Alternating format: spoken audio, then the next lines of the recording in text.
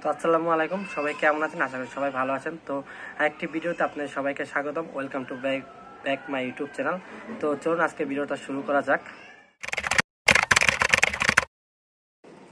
তো এই যে বন্ধুরা দেখতেই পাচ্ছেন, এই যে আমার কোয়েল পাখির খাঁচাটা বারান্দায় যেটা আমি সেট আপ করে রেখেছিলাম।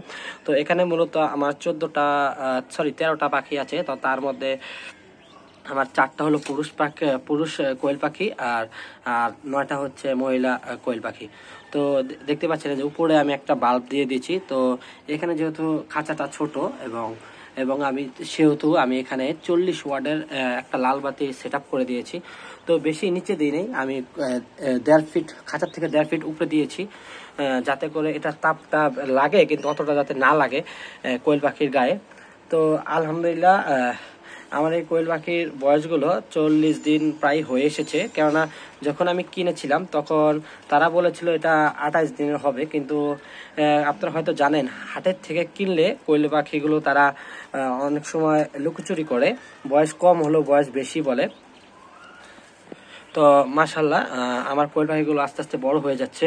তো এই জন্য আপনারা দেখতে পাচ্ছেন আমার কোয়েল পাখিগুলোর জন্য খাঁচাটা ছোট হয়ে যাচ্ছে। তো তার জন্য আমি কি করব, এই যে খাঁচাগুলোর পাশগুলো দেখছেন, আমি পাশগুলো দিয়ে খাঁচাটাকে আর একটু হাইটে আমি একটু বড় করে দেবো, যাতে করে তাদের একটু সুবিধা হয়। তো দেখতে পাচ্ছেন যে আমার কোয়েল পাখিগুলো খাঁচার উপর দিয়ে গলা বের করছে, ঠিক আছে। তো তার জন্য অসুবিধা হচ্ছে, তাদের জন্য আমি একটু খাঁচার সেট আপটা একটু পাল্টিয়ে দিব। তো আপনারা আপনারা দেখতে পারবেন আমি কিভাবে কাজগুলো করি, খাঁচার সেট আপটা কীভাবে পাল্টাই। তো অবশ্যই আপনাদেরকে ভিডিওতে দেখাবো।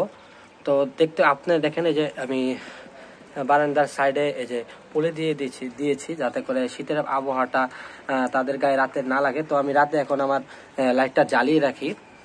তো ইনশাল্লাহ আমি আমার এই সেট আপটার মধ্যে আরও 3-4টা মহিলা কোয়েল পাখি আনবো। তো দেখতে পাচ্ছেন মাশাআল্লাহ আমার পুরুষ কোয়েল পাখিগুলো ডাকছে। তো সবাই একটু দোয়া করবেন যাতে করে আমার কোয়েল পাখিগুলো একটু ডিম দেওয়া শুরু করে। তো দেখতে পাচ্ছেন যে অসুবিধা হচ্ছে দাঁড়ানোর জন্য, তো আমি সেট আপটা পাল্টে দেবো খুব শীঘ্রই। তো আপনারাও চাইলে বারান্দার মধ্যে ছোট জায়গার মধ্যেই কমপক্ষে 10টা অনায়াসে পালতে পারেন। তো আমি আপনাদেরকে এর আগের ভিডিওতে দেখেছি, যে আপনারা আমার ভিডিওতে গেলে দেখতে পারবেন। আগের ভিডিওতে আমি কীভাবে খাঁচা তৈরি করতে হয় 2টা ফলের ঝুড়ির মাধ্যমে খুবই অল্প মূল্যে আপনারা কমপক্ষে এখানে 15 থেকে 20টা কোয়েল পাখি পালতে পারবেন। তো এই যে বন্ধুরা আমার বাড়ির বারান্দায় কোয়েল পাখির পুরো সেট আপটা। তো এই যে বারান্দার চারপাশে পলি দিয়ে দিয়েছি যাতে বাতাস না আসে।